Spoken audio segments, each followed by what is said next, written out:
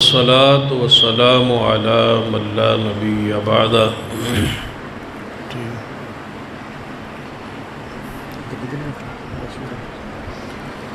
أما بعد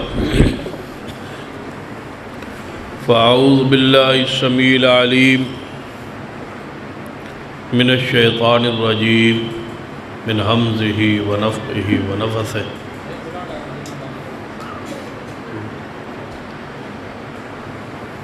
بسم اللہ الرحمن الرحیم انا اعطیناک الکوثر فصل لربک وانحر ان شانئک هو الابتر۔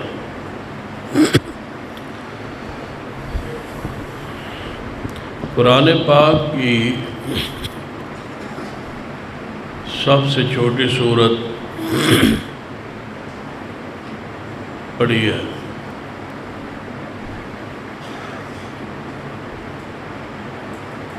الفاظ اس کے تھوڑے ہیں، معنی اور مفہوم کے لحاظ سے بہت جامع ہے۔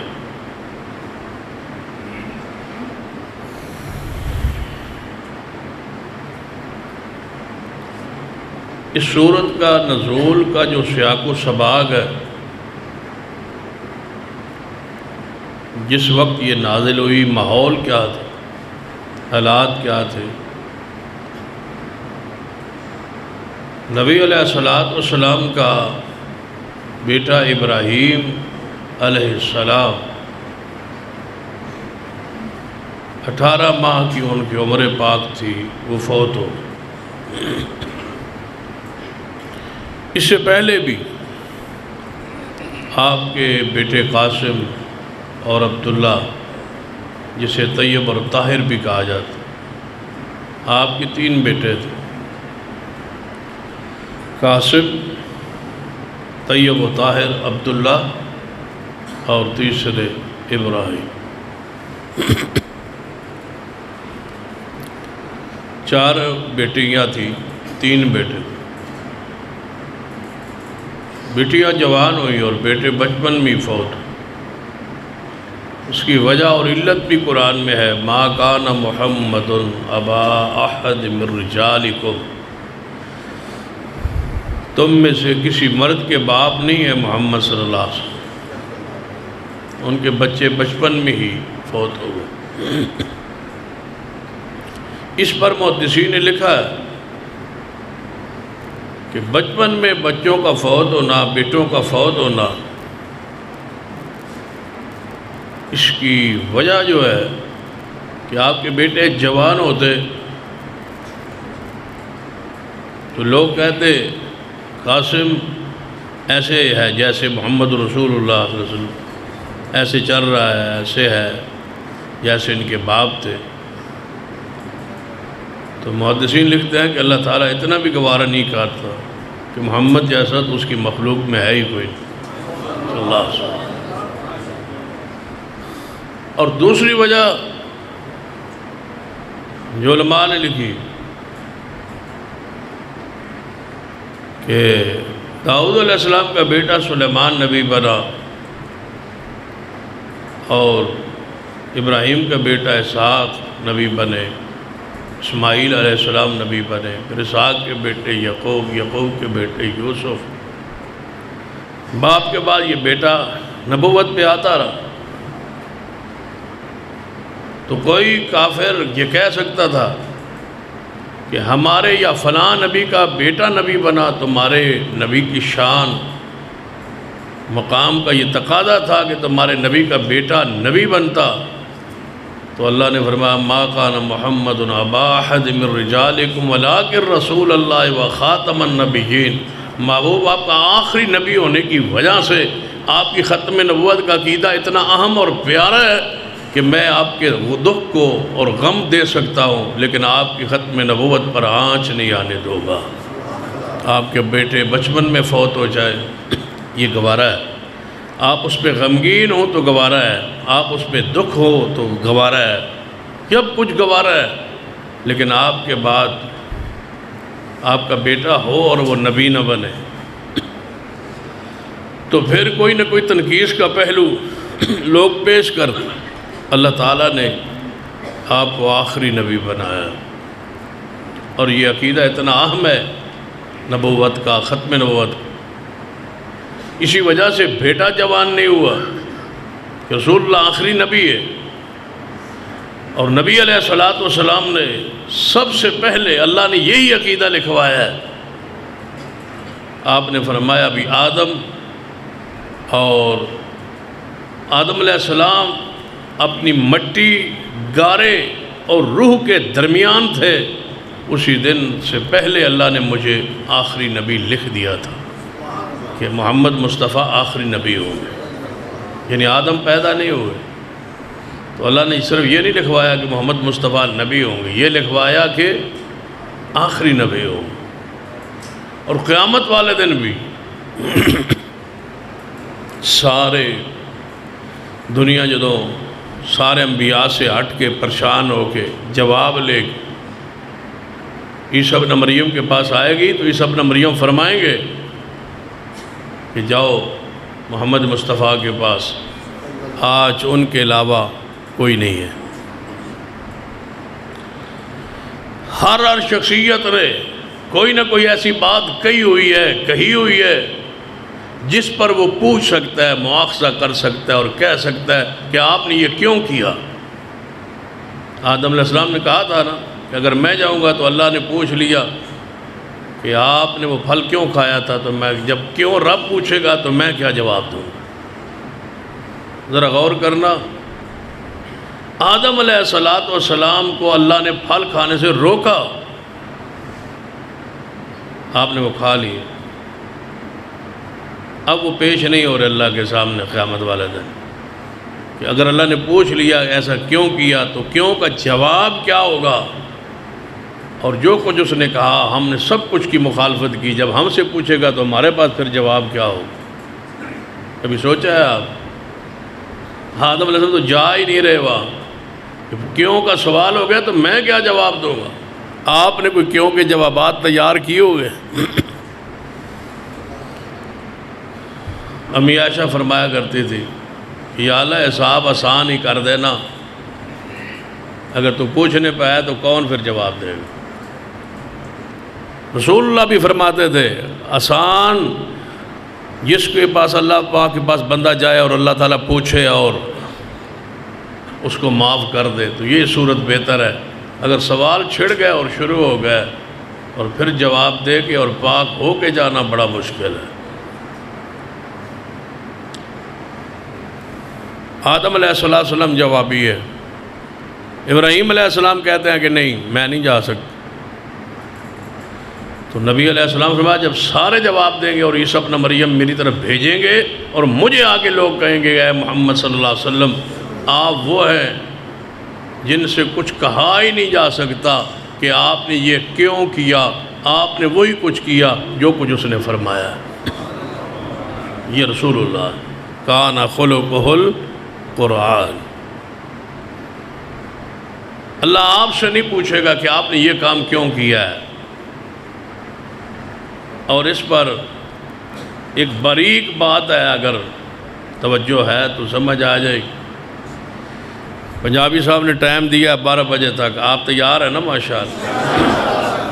نعرہ تکبیر، خوش نعرہ تکبیر، نعرہ اسلام، سلک اعلی حدیث۔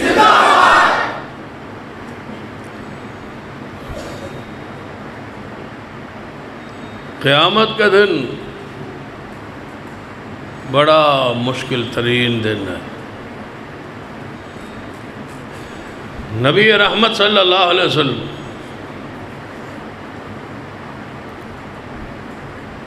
نے ایسی ہستی شخصیت ہے، اور جو اہل الحدیث نہیں ہے اور درس سن رہے ہیں یا آواز جا رہی، وہ ہماری عقیدت پہ ذرا غور کریں۔ ایک ہستی عرب کی زمین پر محمد مصطفیٰ صلی اللہ علیہ وسلم، جس کو قیامت والے دن رب کیوں نہیں کہے کہ آپ نے ایسا کیوں کیا؟ وہی کچھ کیا جو کچھ اس نے کہا، اور وہی کچھ فرمایا جو کچھ اس نے فرمایا۔ اور یہاں جو ایک باریک نقطہ لکھا ہے علماء نے، ذرا ان کی مطابقت رکھتا ہوں۔ آپ فرمایا قیامت کا دن ہوگا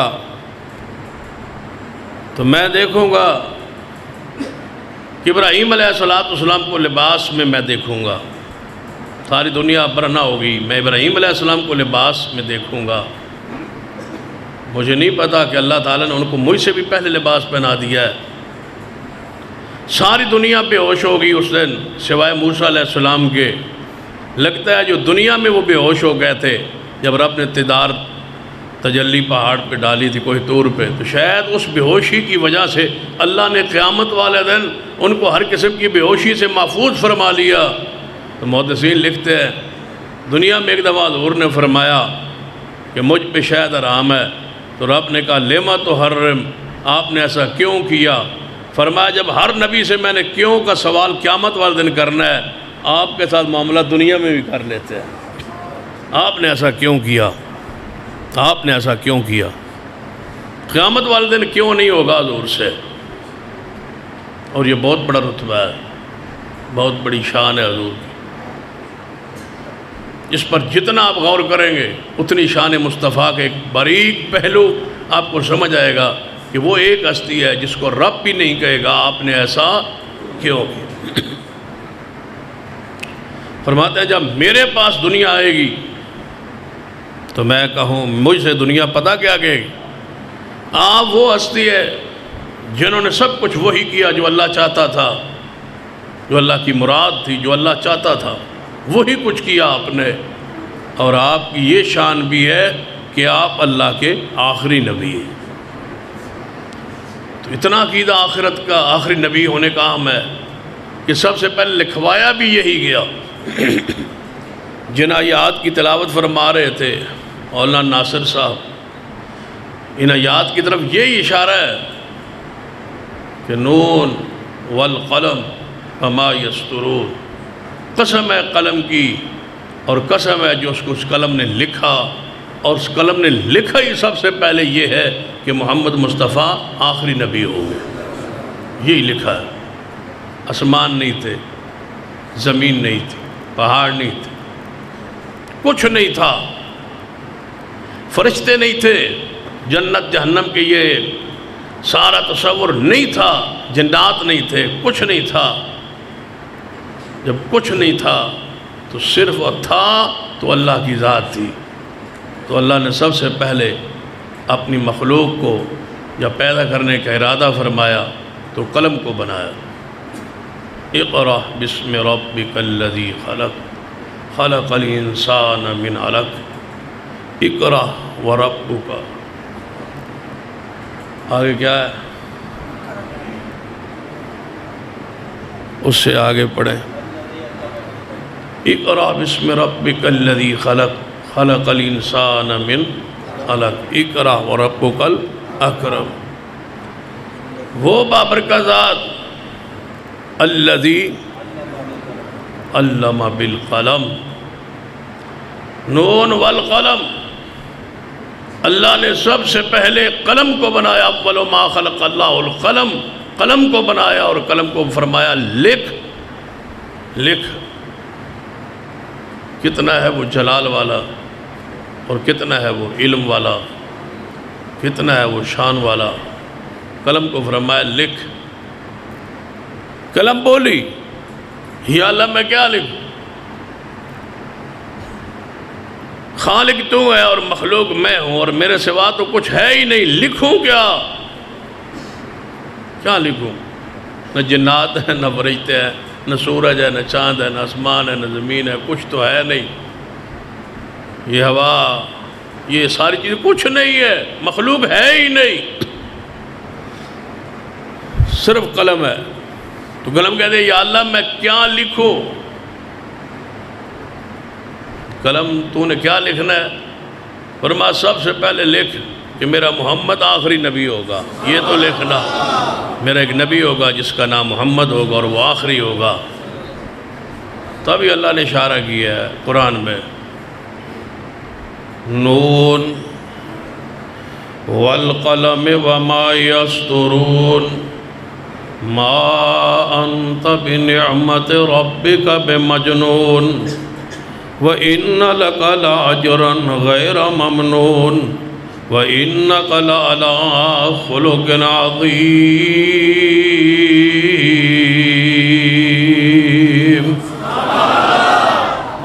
فرمایا محبوب، آپ کو یہ کافر دیوانہ کہتے ہیں، پاگل کہتے ہیں، مجنون کہتے ہیں، نعوذ باللہ۔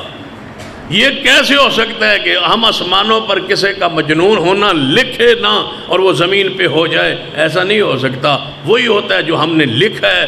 تو میں قسم اٹھاتا ہوں اس قلم کی جس قلم نے تیری شان لکھی، تیرا مقام لکھا، مخلوق کے حالات و واقعات لکھے، جس نے مخلوق کی قسمتیں لکھی، جس نے مخلوق کے نصیبیں لکھے، مجھے اس قلم کی قسم ہے، ہم آسمانوں پر تجھے مجنون نہیں لکھوایا، ہم نے اسی دن لکھ دیا تھا وَإِنَّكَ لَعَلَىٰ خُلُقٍ عَظِيمٍ، کہ آپ تو خلق عظیم کے مالک ہیں۔ کبھی دیوانے بھی خلق اس کے ساتھ بولے ہیں، دیوانوں کو تو پتہ ہی نہیں ہوتا کہ کیا کہہ رہے ہیں، کیا بول رہے ہیں۔ آپ سے تو دنیا بولنے کے طریقے اور گر سیکھتی ہے، آپ کیسے دیوانے ہو سکتے ہیں؟ سارا زمانہ دیوانہ ہو سکتا ہے۔ محبوب قلم کی قسم ہے، آپ دیوانے نہیں ہیں، ہم نے لکھا یہ ہے کہ میرا محمد مجنون نہیں ہوگا، میرا محمد صاحب خلق عظیم ہوگا۔ رسول اللہ کی شان اور مقام۔ اِنَّا أَعْطَيْنَاكَ الْكَوْثَرَ، رسول اللہ کا بیٹا فوت ہو چکا ہے، ابراہیم۔ کافروں نے شور کیا، برپا کیا، کہنے لگے وہ محمد مصطفیٰ کا بیٹا آخری، اور جس پر امیدیں تھی کہ وہ جوان ہو رہا ہے، وہ تو فوت ہو گیا۔ اب محمد مصطفیٰ صلی اللہ علیہ وسلم کا نام نعوذ باللہ ختم ہو جائے، بیٹا فوت ہو گیا۔ ادھر سے بیٹا فوت ہو، ادھر سے لوگ تانے مارے، قریش تانے مارے، کفار تانے مارے، یہود و نصارہ تانے مارے۔ ایک غم ہے اور دوسرا اوپر سے مخالفین جو ہیں وہ برا والا کہہ رہے ہیں اور مذاق کر رہے ہیں، محمد مصطفیٰ کا بیٹا فوت ہو گیا، اب نام گیا، کل گیا، پرسوں گیا، بیٹے کی وجہ سے نام زندہ رہتا ہے، اس محمد کا نام کیسے زندہ رہے گا؟ نعوذ باللہ، نہیں زندہ رہ سکتا۔ ان کا ایک تصور تھا، خیال تھا۔ رسول اللہ پریشان ہے۔ پھر جبریل آئے، ذرا اس ماحول کو دیکھے، سیاق و سباق کو دیکھے، پھر آیت کی اور سورت کی سمجھ آئی۔ آپ کا بیٹا جو ابراہیم تھا وہ مدینہ سے باہر ایک بستی میں دودھ پیتا تھا، دائی کے پاس تھا، عرب کا رواج تھا، اور جس دائی کے پاس پیتا تھا وہ دودھ، اس کا شوہر پھٹی کا، لوہاروں کا کام کرتا تھا، پھٹی تونکتے تھے، وہ پرانے زمانے کی پھٹی۔ یہاں ایک بات سمجھانے لگا ہوں، اگر سمجھ آ جائے تو۔ نبی علیہ السلام کو اطلاع آئی کہ آپ کا بیٹا بیمار ہے، پھر بتایا بیٹا امانت ہو کسی کی تو اور احساس ہوتا ہے، پھر محمد مصطفیٰ کی امانت اور معاملات۔ حضور کو اطلاع ہے کہ آپ کا بیٹا جو ہمارے پاس دودھ پینے کے لیے، پرورش کے لیے آیا ہوا ہے، یہ بیٹا آپ کا بیمار ہے، ذرا آپ تشریف لائیں اور ان کی ماں کو بھی لیتے آئیں۔ سیدہ ماریہ قبطی آپ کی ماں ہے، اور یہ مصر کی خاتون تھی اور شہزادی تھی، اور یہ حضور کے لیے بطور ہدیہ مصر کے بادشاہ نے بھیجی تھی، اور یہ فرعون کی نسل میں سے تھی، قبطیہ تب بھی کہا جاتا ہے اس کو۔ فرعون کا خاندان کون سا تھا؟ قبطی۔ دوسری قوم کون تھی؟ بنی اسرائیل۔ تو یہ قبطیہ ہے، یہ اس خاندان کی ہے۔ رسول اللہ صلی اللہ علیہ وسلم کے پاس یہ آئی تھی، دو عورتیں تھیں، رسول اللہ صلی اللہ علیہ وسلم نے ان کے ساتھ اس کو اپنا نکاح کیا اور دوسرے ایک صحابی کے ہاں اس کا نکاح کرا، تو اللہ تعالیٰ نے اس کے بطن سے اولاد دی، یہ ابراہیم۔ اور یہ بھی بات آپ کے علم میں ہے کہ آپ کی باقی 6 جو اولادیں ہیں، 4 بیٹیاں اور 2 بیٹے، یہ سیدہ خدیجہ سے ہوئے، اور ایک بیٹا ابراہیم جو ہے یہ ماریہ رضی اللہ تعالیٰ عنہ کی۔ باقی کسی زوجہ محترمہ سے ام المومنین سے آپ کی اولاد نہیں ہوئی۔ سیدہ ماریہ قبطیہ جو ہے یہ ساتھ ہے۔ جو ہی رسول اللہ جانے لگے اپنی زوجہ کو ساتھ لے کے اس بستی کی طرف، تو ایک صحابی نے جلدی سے اپنا گھوڑا لیا، گھوڑے کے اوپر کوئی چیز نہیں رکھی، اس پر سوار ہوا اور ننگی وہ گھوڑے کی پیٹھ اس پہ سوار کے اس نے گھوڑا دوڑا دیا۔ سب سے پہلے نبی علیہ السلام سے پہلے پہنچ کے دروازہ کٹکھٹایا اس کا، وہ باہر آیا، کہنے لگا حضور کا بیٹا آپ کے گھر میں ہے نا، وہ بیمار ہے، رسول اللہ تشریف لا رہے ہیں۔ تو اس نے کہا بھائی یہ تو میں نے اطلاع بھیجی ہے حضور تشریف لا رہے ہیں، آپ کیوں اتنی جلدی اور تیزی اور گھوڑے پر اس طرح سوار ہو کے آئے؟ فرمایا بھٹی بند کر دیں، گھر کی جو بھٹی ہے اس کو بند کر دیں، اس سے دھواں ہوتا ہے، کہیں رسول اللہ کو تکلیف نہ ہو۔ کمال صحابہ کی محبت ہے، ادب ہے، احترام ہے، کرام ہے کہ حضور کو تکلیف نہ ہو۔ اتنی ساری تکلیف دے کے بھی رسول اللہ کو صحابہ برداشت نہیں کر پا رہے۔ کہاں یہ تو تکلیف ہے کہ حضور کی آنکھ مبارک میں کہیں دھوئیں کے اثرات نہ جائیں، حضور کو تکلیف نہ ہو۔ ذرا اس سے رک کے بات سنیے۔ نبی علیہ السلام کی بیوی اور ام المومنین سیدہ عائشہ رضی اللہ تعالی عنہ پر جب الزام لگا تھا، سورہ نور پڑھیے، یہودیوں نے الزام لگایا تھا، اس دن نبی علیہ السلام جب 1 مہینہ گزر گیا اس تکلیف میں، جب حضور باہر جاتے ہوں گے اور کافر کہتے ہیں اس کی بیوی ایسی ہے، اس کی یہ بات مشہور ہے، بتاؤ حضور کی حالت کیفیت کیا ہو؟ تکلیف کی انتہا ہے۔ اور رسول اللہ فرما رہے، صحیح البخاری میں اندر موجود ہے، میرے صحابہ سنو، جس نے مجھے اپنی بیعت کے بارے میں تکلیف دی ہے، میں آج محمد مصطفیٰ سے نپٹنے کا فیصلہ کر رہا ہوں، میرا ساتھ دو گے یا نہیں؟ مجھے تکلیف پہنچی ہے، میرے اہل بیت عائشہ کی وجہ سے مجھے تکلیف دی گئی۔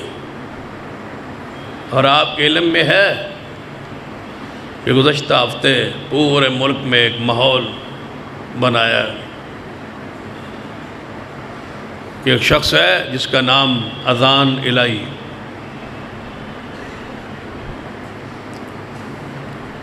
اس نے سیدنا علی رضی اللہ تعالی عنہ اور ان کی اولاد کی توہین کی۔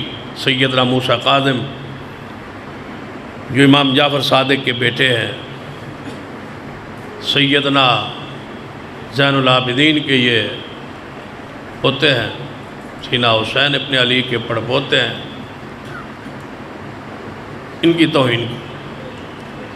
اس کے خلاف پورا طوفان اٹھنا چاہیے تھا، اس کو گرفتار کر لیا۔ وہ گرفتار ہے اور اس کی گرفتاری کی ہم مکمل حمایت کرتے ہیں اور کہتے ہیں کہ اس کو عبرتناک سزا ہو، اس لیے کہ اس نے سیدنا علی کی وہ توہین کی ہے جو ہمارے لیے برداشت نہیں۔ لیکن یہ توہین اس نے کیوں کی؟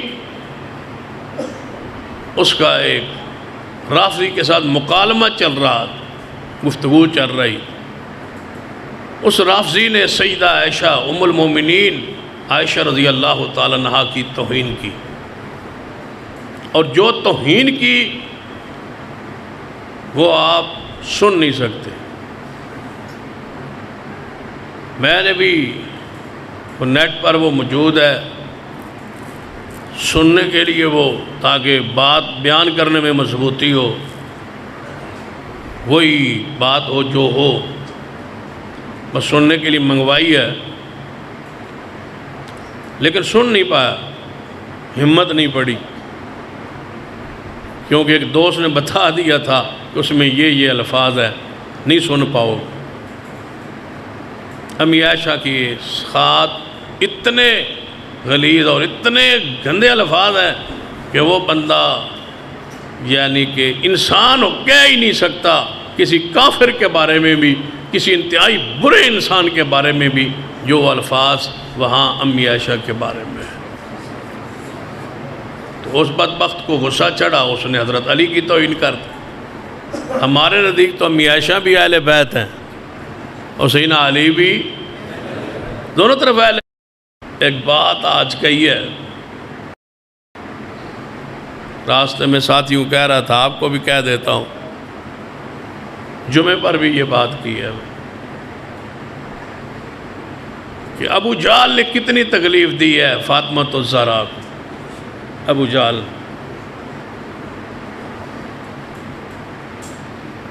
رسول اللہ کو کتنی تکلیف دی ہے۔ ابو جہل نے توہین کی ہے رسول اللہ کی، گستاخی کی ہے، گندی اوجری پھینکی ہے، حضور علیہ السلام کے گلے میں کپڑا ڈال کے آپ کو گھسیٹا گیا ہے، بے شمار واقعات موجود ہے، لیکن ابو جہل کا کوئی رد کرنے کے لیے تیار نہیں ہے، اور کوئی رد نہیں کرتا، اور کوئی اس کا اس انداز میں، گندے انداز میں اس کا ذکر نہیں کرتا، یہ کہتے ابو جہل ہے۔ لیکن کمال ہے ان بدبختوں پر، تف ہے ان لوگوں پر۔ آپ کے علم میں آیا ہوگا کہ 3 دن پہلے خوشاب کے چوک میں، ضلع خوشاب، شہر خوشاب کے چوک میں، سیدنا ابو بکر و عمر کے نام ایک بندے نے پیروں پہ لکھ کے کہا جو کرنا ہے کر لو۔ یہ 3 دن کی بات ہے۔ یہ حالات ہوا کیا تھا، میں حیران ہوں۔ نمرود نے گستاخی کی ہے ابراہیم علیہ السلام، فرعون نے توہین کی ہے موسیٰ علیہ السلام، ابو جہل نے توہین کی ہے رسول اللہ کی، ابو لہب نے توہین کی ہے رسول اللہ کی۔ ان کے نام لکھ کے جوتے پہ لکھ کے اور ان کو رگڑو۔ تم نے کافروں کو چھوڑ دیا اور صدیق کو پکڑ لیا ہے۔ سیدنا عمر عثمان عقیدہ ہستیوں پر باس کر رہے ہو اور گندے لوگوں کو اور چھوڑ رہے ہو۔ بہت غصہ نکالنا ہے تو ابو جہل پر نکالو، صحابہ پر، حضور کے ساتھیوں پر، حضور کے ازواج پر، امہات المومنین پر۔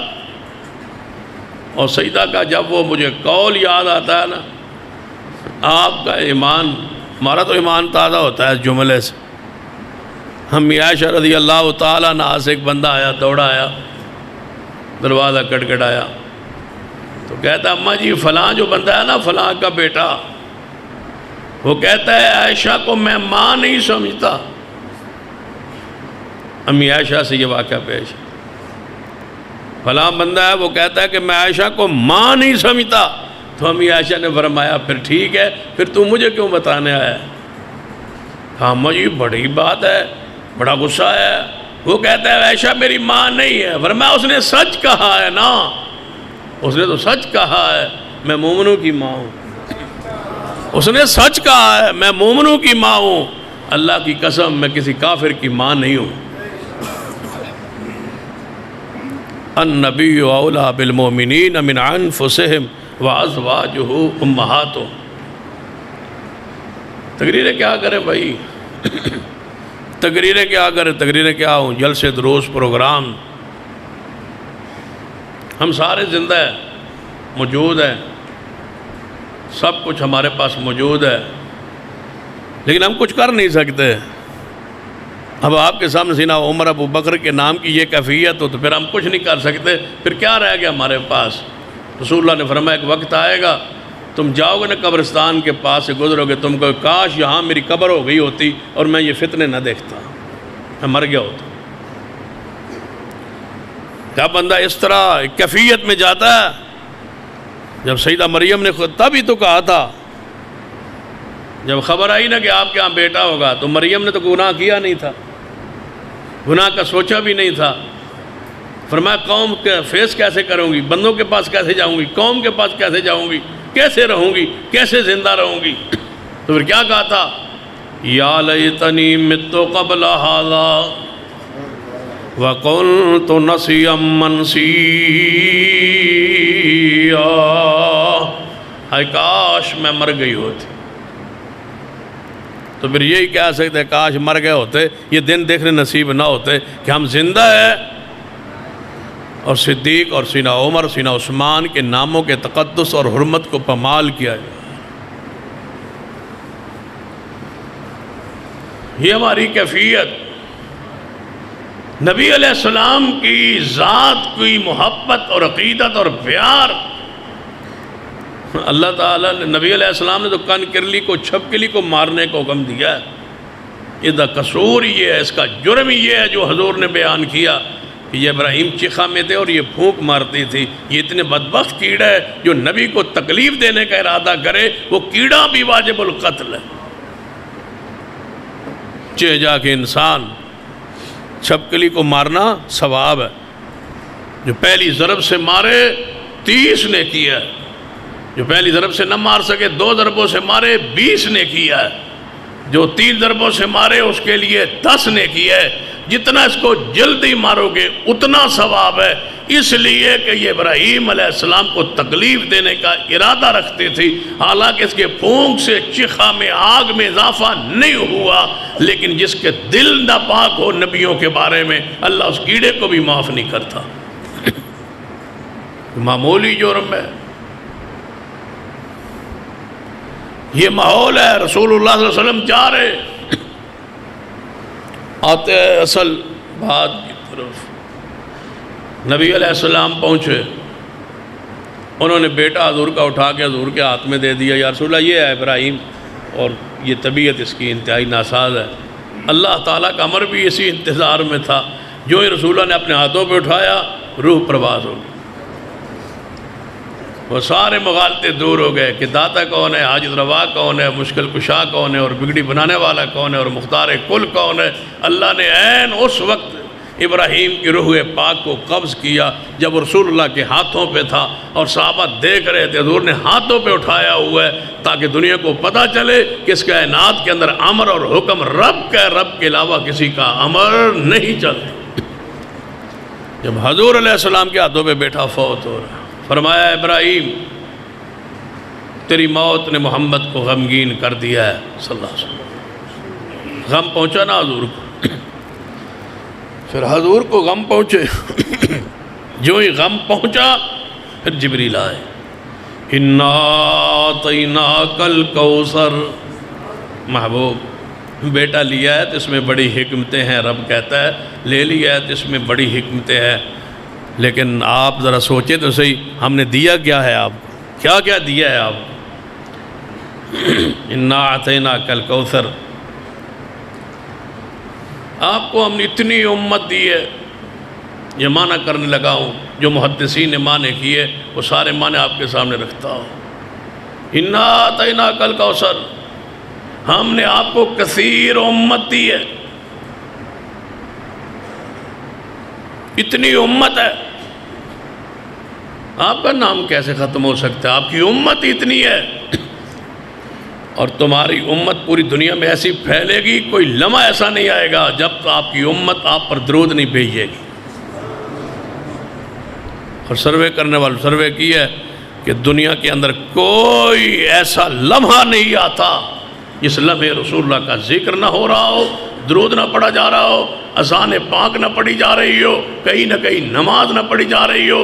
دنیا کے اللہ نظام ہی ایسا بنایا ہے کہ نماز دن ایسے پھرتا رہتا ہے، رات ایسی پھرتی رہتی ہے، اور اوقات بدلتے رہتے ہیں، پوری دنیا پر محمد مصطفیٰ کا نام بلند ہوتا رہتا ہے۔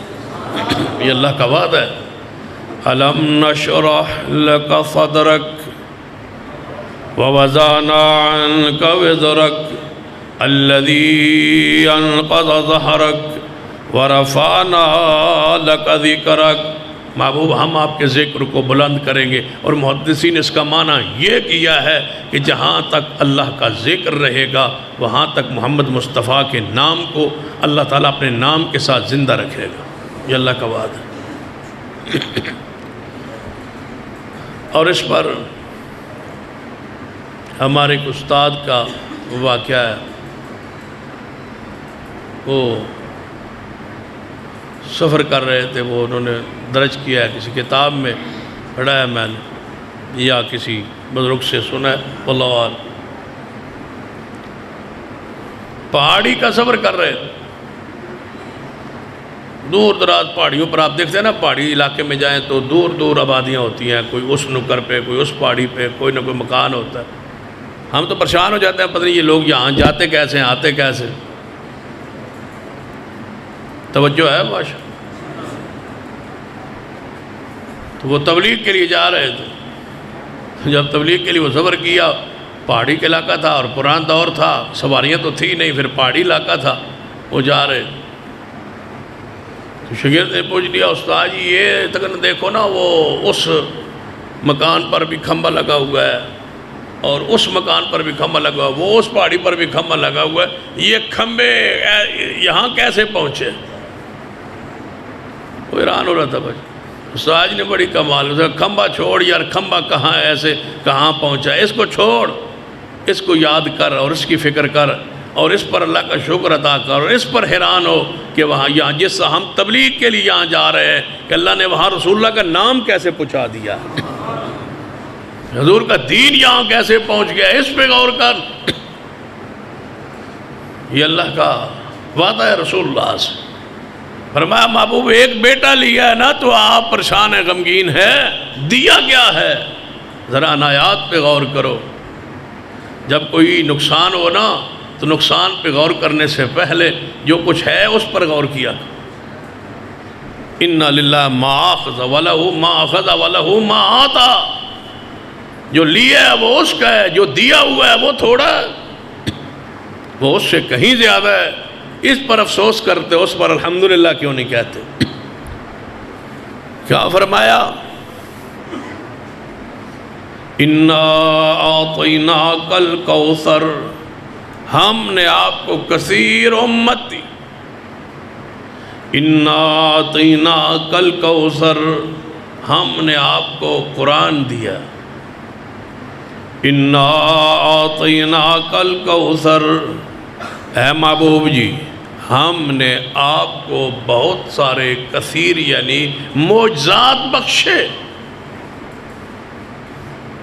اِنَّا أَعْطَيْنَاكَ الْكَوْثَرَ، ہم نے آپ کو ساقی کوثر بنایا۔ آپ تو یہاں قیامت والے دن ایک ہی حوض ہوگا اور وہ آپ کا ہی ہوگا، اس حوض پہ بھی آپ ہوں گے۔ اور ایک حدیث میں جب میں حوض پہ بیٹھا ہوں گا نا، میرے ساتھ ابو بکر و عمر ہوں گے۔ میرے ساتھ کون بیٹھے ہوں گے؟ ابو بکر و عمر۔ میں انہیں بھر بھر کے دیتا رہوں گا، یہ آگے پلاتے رہیں۔ ابو بکر عمر میرے ساتھ ہوں گے، کسی اور کا ذکر نہیں کیا۔ اور صحابہ 1.25 لاکھ تھے۔ حضور نے فرمایا میرے ساتھ ابو بکر و عمر ساتھ ساتھ ہوں گے، میں ان کو بھر بھر کے دوں گا اور یہ آگے دیں گے۔ ابو بکر و عمر میرے ساتھ ساتھ ہوں گے۔ رسول اللہ سمجھانا چاہتے ہیں کہ اگر حوض پہ پانی پینا چاہتے ہو تو پھر ہاتھ ابو بکر اور عمر کا ہوگا، میرے ساتھ ہوں گے۔ ان پر ایمان رکھ کے آنا، ان کی توہین کر کے بدمعاش ہو نہ، ان کی توہین کی وجہ سے کہیں میرے حوض سے ہٹا دیے جاؤ گے۔ حوض کوثر پہ میرے ساتھ ابو بکر و عمر ہوں گے۔ اور عثمان کے بارے میں الگ فرمایا، جب رسول اللہ صلی اللہ علیہ وسلم وہ پانی کنویں کا عثمان نے خریدا تھا، کنویں کو خریدا تھا اور وقف کر دیا تھا، بڑا اچھا کاروبار تھا، یہودی پانی بیچتے تھے، ان کا کاروبار تھا، پانی بیچتے تھے۔ سیدنا عثمان نے کنواں خریدا اور کنواں خرید کے قبضہ لے کے اس کا پانی پیالے میں بھر کے رسول اللہ کے پاس تشریف لے آئے اور فرمایا محبوب جی وہ یہودیوں سے میں نے کنواں خرید لیا۔ فرمایا ٹھیک ہے، پھر اچھا کاروبار آپ نے سنبھال لیا ہے تو اچھا کاروبار منافع بخش ہے کہ آپ پانی بیچیں گے۔ فرمایا محبوب جی نہیں، میں سارے کنویں کو اللہ کے لیے وقف کرتا ہوں، سارے پئیں۔ تو پھر مجھے کہنے کا حق ہے، مدینے میں ایک پانی پینے کے لیے اور کوئی کنواں نہیں تھا سوائے عثمان کے کنویں کے، اور اہل بیت نے جتنا بھی مدینے میں پانی پیے وہ عثمان کے کنویں سے پانی پیے۔ حیا نہیں آئی، اس کا نام لکھ رہے ہو۔ پیروں پر. اتنا تو بندہ خیال کر لیتا ہے کہ وہ اہل بیت کے کتنے خادم تھے، اہل بیت سے کتنی محبت کرتے تھے اور پیار کرتے تھے، اہل بیت کو کھلاتے تھے، پلاتے تھے، ان کی خدمت کرتے تھے. محسنین کو بندہ معاف کر دیتا. سیدنا عثمان پیالہ وہ پار کے نہ لائے پانی، یا رسول اللہ صلی اللہ علیہ وسلم یہ ہے وہ کنویں کا پانی، ذرا آپ پی لیں اور دعا بھی فرما دیں. تو نبی علیہ السلام فرمایا ٹھیک ہے. آپ نے وہ پانی پکڑا، حضرت عثمان نے ہاتھ پیچھے کر لی، پیالہ پیچھے کر لیا، ہاتھ بھی پیچھے کر لی. آپ نے فرمایا عثمان کیا ہوا؟ فرمایا ایسے تو نہیں نہ پلاؤں گا، ہاتھ میرے ہی رہیں گے. آپ اپنے ہاتھ میں نہ پکڑے نا، میرے ہاتھ میں رہیں گے. یہ پیالہ میں پکڑوں گا اور پئیں گے آپ. میرے ہاتھ میں یہ پیالہ رہنے دیں، میں آپ کو پلاتا ہوں. آپ نے پھر پانی پیا عثمان کے ہاتھوں سے. فرمایا عثمان پھر ایک دن آئے گا نا ہم حوض پہ ہوں گے. اِنَّا أَعْطَيْنَاكَ الْكَوْثَرَ، ہم حوض کوثر پہ ہوں گے. پھر عثمان میرے ساتھ ابو بکر عمر ہوں گے اور پھر تو آئے گا نا، تو میں پیالہ جب پکڑوں گا، پانی کا پیالہ حوض سے بھروں گا، پھر اس کو بھر کے آپ کو دوں گا. آپ ہاتھ آگے کریں، میں ایسے ہی پیچھے کروں گا جیسے آپ نے پیچھے کیا ہے. میں نے پھر نہیں پلانا، میں نے کہنا ہے عثمان نہیں، بدلے کا پھر اچھا بدلہ ہوتا ہے نا، احسان کا بدلہ احسان ہوتا ہے نا. اس دن تو نے ہاتھ پیچھے کیا، آج میں ہاتھ پیچھے کروں گا. اس دن ہاتھ میرے ہوں گے عثمان، لب تیرے ہوں گے، پھر تو پانی پئیں گا میرے ہاتھ سے. پھر حوض، پھر ایک اور بڑا یہاں پیارا ایک اور روایت ہے، وہ بھی ذرا سن لیں. رسول اللہ فرماتے ہیں پھر ایک گروہ میں دیکھوں گا آئے گا، ان کی قیادت معاذ بن جبل کے پاس ہوگی رضی اللہ تعالی. رسول اللہ کی امت صحابہ میں بہت بڑے فقیہ تھے، بہت بڑے عالم تھے. معاذ بن جبل، سارے علماء کی قیادت معاذ بن جبل کے ہاتھ میں قیامت والے دن ہوگی. سارے علماء معاذ بن جبل کے پیچھے ہوں گے. آگے آگے رسول اللہ نے فرمایا پھر جب میں حوض پہ بیٹھا ہوں گا اور میرے پاس جب علماء آئیں گے نا، علماء مارے کھانے والے، تکلیفیں کھانے والے، پریشانی دینے والے، اور اس صحبتوں پہ پریشان نہ ہوا. ہم سارے وہ کہہ رہے ہیں نا کہ حافظ ابتسام الہی ظہیر صاحب کی ذات کو اساس بنا دیا گیا ہے. وہ جماعت کے محسن بھی ہیں، عظیم لیڈر بھی ہے، خدمات بھی ہے. تو سارے یہ کہہ رہے ہیں ہم کہ ان کا ہم تحفظ کریں گے، ان کو آنچ نہیں آنے دیں گے، ان کے خلاف جھوٹا پروپیگنڈا جاری ہے. جو جذبات آپ کے ہیں وہی جذبات میرے ہیں. لیکن ساتھ ساتھ ایک بات کہنا چاہتا ہوں، وہ یہ چاہتے تھے کہ امی عائشہ رضی اللہ تعالیٰ کی اتنی توہین کر لینے کے بعد اگر یہ توہین منظر عام پر آ گئی تو آگ لگ جائے گی، حالات خراب ہو جائیں گے. کیوں نہ اس بندے کو گرفتار کروا کے جس نے سیدنا علی کی توہین کی ہے، اور ان کو اپنے علماء کے خلاف اتنی ہم طوفان بدتمیزی برپا کرے کہ وہ گستاخی پیچھے چلے جائے اور یہ اپنے علماء کے دفاع کے لیے آگے کھڑے ہوں، یہ ریلی نہ نکال سکے، احتجاج نہ کر سکے. یہ ایک سازش تھی. امی عائشہ رضی اللہ تعالیٰ کی اتنی شدید گستاخی کی گئی جس کو منظر عام پہ نہیں آنے دیا جا رہا اور اس گستاخ کو گرفتار نہیں کیا جا رہا، اس کا ذکر ہی نہیں ہے. ہم ہے کہ ابتسام صاحب کے بچانے کے لیے ہم بھی کھڑے ہوں. یاد رکھی، حافظ ابتسام جیسے 1,00,000 ہوں اور میرے جیسے کروڑوں ہوں، امی عائشہ کی عزت اور حرمت پہ قربان ہو سکتے ہیں. اتنی ماں کی شان عزیز ہے، اتنی کسی کی ذات عزیز ہمیں نہیں ہے. ہمارے قائد ملت بھی صحابہ کی عزت، عظمت اور ناموس پر شہید ہوئے. ہمیں اپنی شہادتیں گوارا ہے، لیکن صحابہ کرام اور آل رسول کی توہین برداشت نہیں ہے. یہ ممکن ہی نہیں، ایسا ہو ہی نہیں سکتا. اس پر اس وقت ملک میں ایک ہی مؤثر آواز مذہبی جماعت مرکزی جمعیت اہل حدیث کی رہ گئی ہے، جس آواز کو دبانا چاہتے ہیں لوگ، باقی ساری آوازیں بند ہو گئی، خاموش ہو گئی، چپ کر گئی، اندر کھاتے چلی گئی، روک دی گئی، پابندی کر دی گئی، اور ان پر کوئی کا قلعدم قرار دے دیا گیا، کوئی مذہبی آواز مضبوط نہیں رہنے دی گئی۔ ایک جماعت اس وقت جو مضبوط آواز کے طور پر رہ گئی ہے، اس کے خلاف سازش عالمی جاری ہے کہ اس آواز کو بھی بند کر دیا جائے، تاکہ جو ہم کرتے رہیں وہ کرتے رہیں، کوئی روکنے والا نہ ہو۔ لیکن انشاءاللہ ایسا وقت نہیں آئے گا۔ ہم اپنے جماعت کے تحفظ کے ساتھ ساتھ سب سے مقدم جو ہمیں تحفظ ہے وہ آل رسول اہل بیت کا اور صحابہ کرام رضوان اللہ علیہ مجمعین کا۔ نعرہ تکبیر، جمعیت اہل حدیث پاکستان، جناب اسلام شاہ صاحب، عظمت صحابہ، جمعیت اہل حدیث پاکستان، شان صحابہ، شان صحابہ، اِنَّا أَعْطَيْنَاكَ الْكَوْثَرَ۔ رسول رحمت صلی اللہ علیہ وسلم نے فرمایا میں ہاؤس پہ بیٹھا ہوں گا، میری امت کا ایک گروہ آئے، جب آئے گا تو وہ پیالے ہمارے ہاتھوں میں ہوں گے، ہم بھر بھر کے دے رہے ہوں گے، جب وہ گروہ آئے گا تو ہم پیالے رکھ دیں گے، میں اس گروہ کو آنے دو۔ یا رسول اللہ یہ کون سا گروہ ہے؟ فرمایا یہ میری امت کے علماء ہے جو ہمارے آنے کے بعد تکلیفیں برداشت کرتے رہے، جن نے امانت کے ساتھ دین کو آگے پہنچایا۔ المعجم الکبیر لطبرانی کی وہ حدیث سے نرمے رکھو، رسول اللہ نے فرمایا کہ وقت آئے گا میری حدیث پر عمل مشکل ہو جائے گا، جو اور آگ کا انگارہ جس طرح ہاتھ پہ رکھنا مشکل ہوتا ہے اس طرح مشکل ہوگا جو اس مشکل وقت میں میرے دین کو سنبھال کے رکھے۔ میں محمد بشارت دیتا ہوں اللہ اس کو میرے 50 صحابہ کے برابر ثواب عطا کرے۔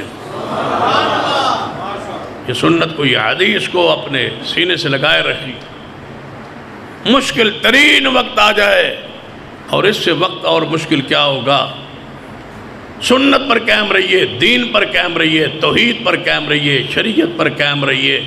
قربانیوں کے ایام، قربانی کے ایام ہے، میں بڑے کھلے الفاظ میں کہتا ہوں، کہاں ہیں وہ لوگ جو 11 مہینے جانور غیر اللہ کے نام پہ ذبح کرتے رہے اور قوم سے کرواتے رہے؟ مجھے بتلاؤ، قربانی کا یہی تو پیغام ہے کہ جانور جب بھی ذبح کرنا ہے تو کس کے نام پر؟ اللہ۔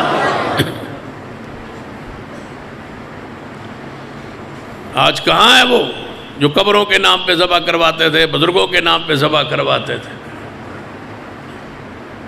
11 مہینے قوم سے وہ صدقہ، وہ قبریں کے نام پہ لے کے بکرے کھاتے رہے۔ آج مجھے بتایا جائے قربانی کا یہی پیغام ہے، سال کے بعد یہ ایام آتے ہیں کہ قربانی آپ کرے اور دنیا کو پیغام دیں یہ مالی عبادت بھی کس کے نام کی ہے؟ اللہ کے نام کی، اور کسی کے نام کی یہ عبادت نہیں ہے۔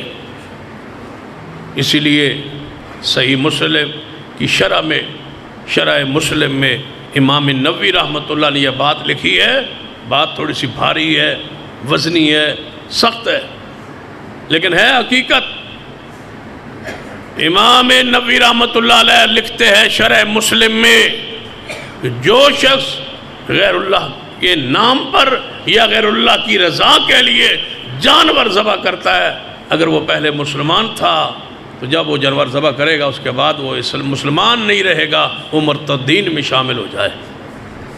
اس نے لا الہ الا اللہ کی نفی کر دی ہے، اس نے غیر اللہ کی عبادت کی ہے، اور معبود کون ہے؟ اللہ۔ کوئی ہے جو ہماری بات پہ آواز پہ لبیک کہے اور سوچے اور سمجھے اور ہماری بات پہ غور کرے؟ آج مجھے بتایا جائے جب حجاج کرام دعا کرے اللہ بیت اللہ کے راستوں کو آسان کر دے، راستوں کو کھول دے، ہماری حاضری کو وہاں قبول فرمائے، ہماری مالی اور راستے کی جتنی مشکلات ہیں اللہ اس کو دور فرما دے۔ سکھتے تو ہوں گے پنجابی صاحب، پریشان تو ہوتے ہوں گے جب بیت اللہ میں جانے پر پابندی ہوگی، وہ تڑپتا تو ہے نا بندے کا دل، سکڑتا تو ہے، تڑپتا تو ہے بندہ، اور قرآن کی فضاحت پہ قربان جائیں۔ وَلِلَّهِ عَلَى النَّاسِ حِجُّ الْبَيْتِ مَنِ اسْتَطَاعَ إِلَيْهِ سَبِيلًا، قرآن اس وقت کہا تھا حج اس پر فرض ہے جس کے لیے راستے کھلے ہوں۔ قرآن کی فساد کیا ہے، بلاغت کیا ہے۔ تو میں کہا کرتا ہوں جب سارے حجاج میقات پر آپ پہنچ رہے ہیں پورے عرب سے اور عرب ممالک سے اور عرب کی ریاستوں سے جب پہنچ رہے ہیں تو سارے کیا کہہ رہے ہیں؟ لبیک اللہم لبیک۔ مجھے بتلایا جائے جب ہم کہتے تھے کہ لبیک اللہم لبیک ہی دین ہے، یہی حدیث ہے، یہی دین ہے، یہی شریعت ہے، آج مجھے بتلائیں کہ وہ کہاں ہے غیر اللہ کے نام کے نعرے لگانے والے؟ لبیک اللہم لبیک۔ آج پوری امت یہ کہہ رہی ہے عقیدہ وہی حق ہے جس عقیدے کی ہم حمایت کر رہے تھے، بتلا رہے تھے مشکل ترین حالات میں کہ اللہ لبیک اللہم لبیک ہے، لبیک کے ساتھ اور یہ مقام کسی اور کو حاصل نہیں، یہ شان اس کی ہے، یہ مقام اس کا ہے۔ رسول اللہ نے فرمایا جب میری امت کے وہ علماء کے لیے گزارش کروں گا رتبے کو، مقام کو، شان کو پہچانیے، کتنا رتبہ ہے آپ کا، کتنی شان ہے آپ کی۔ اگر اس مقام اور سٹیٹس کو ہم قائم رکھیں تو حیثیت پہ غور کریں۔ رسول اللہ فرماتے ہیں جب میں حوض پہ بیٹھا ہوں گا نا تو پھر میری امت کے علماء آئیں گے تو میں دیکھوں گا، تو فرمایا یہ تو میری امت کے علماء ہیں۔ فرمایا آپ نے فرمایا پھر میں پیالے رکھ دوں گا، فرمایا آگے آ جاؤ، ان کو میں نے پیالوں سے نہیں پلانا، ان کو میں نے اپنے ہاتھ سے پلانا ہے۔ یہ تکلیفیں برداشت کرتے رہے، یہ دکھ برداشت کرتے رہے۔ اِنَّا أَعْطَيْنَاكَ الْكَوْثَرَ، محبوب رتبہ اتنا دیا ہے، شان اتنی دی ہے، بیٹے پہ غم تو ہے لیکن محبوب شان پہ، مقام پہ، درجات پر غور کریں کتنا دیا ہے ہم نے آپ کو۔ جب اتنا دیا ہے تو پھر آپ کا حق کیا ہے؟ ہم شان دیتے رہے۔ وَالضُّحَىٰ وَاللَّيْلِ إِذَا سَجَىٰ مَا وَدَّعَكَ رَبُّكَ وَمَا قَلَىٰ وَلَلْآخِرَةُ خَيْرٌ لَكَ مِنَ الْأُولَىٰ وَلَسَوْفَ يُعْطِيكَ رَبُّكَ فَتَرْضَىٰ۔ اے محبوب ابھی اس پر انتہا نہیں ہوئی، اتنا دیتے رہیں گے، اتنا دیتے رہیں گے۔ وَلَسَوْفَ يُعْطِيكَ رَبُّكَ فَتَرْضَىٰ، اتنا کچھ عطا کریں گے کہ آپ راضی ہو جائیں گے، دنیا میں بھی اور آخرت میں بھی اتنا عطا کریں گے راضی ہو جائیں گے۔ لہذا یہ ہماری طرف سے عنایت ہے، اِنَّا أَعْطَيْنَاكَ الْكَوْثَرَ، ہم نے آپ کو کثیر امت بخشی ہے، کثیر معجزات قرآن عطا کیا ہے، اتنی ساری امت دی ہے، ساقی کوثر بنایا ہے، آپ اتنا رتبہ شان بخشی ہے میرے محبوب۔ آپ کی ذمہ داری ہے جتنی شان مل جائے، مقام مل جائے، فَصَلِّ لِرَبِّكَ وَانْحَرْ، نماز پڑھتے رہنا، قربانی دیتے رہنا، قربانی آپ دیتے رہے، شان ہم بلند کرتے رہے۔ نماز اور قربانی اس کو نہیں چھوڑنا، نماز اور قربانی کو نہیں چھوڑنا محبوب۔ درجات کی بلندی کا یہ تقاضا ہے کہ آپ نماز پڑھے، آپ کی ڈیوٹی نماز کی ہے، ہماری ذمہ داری تمہارے مقام کو بلند کرنا، ہم نے کیا ہے اور کریں گے، لیکن فصل شرط یہ ہے کہ آپ نے کیا کرنا ہے؟ نماز کو نہیں چھوڑنا، نماز پڑھتے رہنا۔ اب جو قربانیاں آ رہی ہیں وہ نماز کے بغیر جو قربانیاں ہیں تو پھر وہ کیا قربانیاں ہیں؟ جو غیر اللہ کی نظر و نیازیں 11 مہینے دیتے رہے ان کی کیا قربانی ہے؟ اور 10 ذی الحج کو یوم النحر قربانی والے دن کو بھی 11ویں دیتے ہیں، دن کو قربانی اور شام کو 10 ذی الحج کو رات 11ویں ہوتی ہے، رات کو 11ویں اور صبح قربانی۔ یہ قربانی کوئی مذاق نہیں ہے، عبادت ہے، اور یہ عبادت کرنے سے پہلے اللہ نے طریقہ یہ بتایا رسول اللہ نے کہ جب جانور کے پاس جاؤ ذبح کے لیے تو پہلے اعلان کرو، قربانی کرو نہیں، چھری پھیرو، فرمایا نہیں، پہلے اعلان کرو، انی وجہت وجہی للذی فطر السماوات والارض حنیفا وما انا من المشرکین،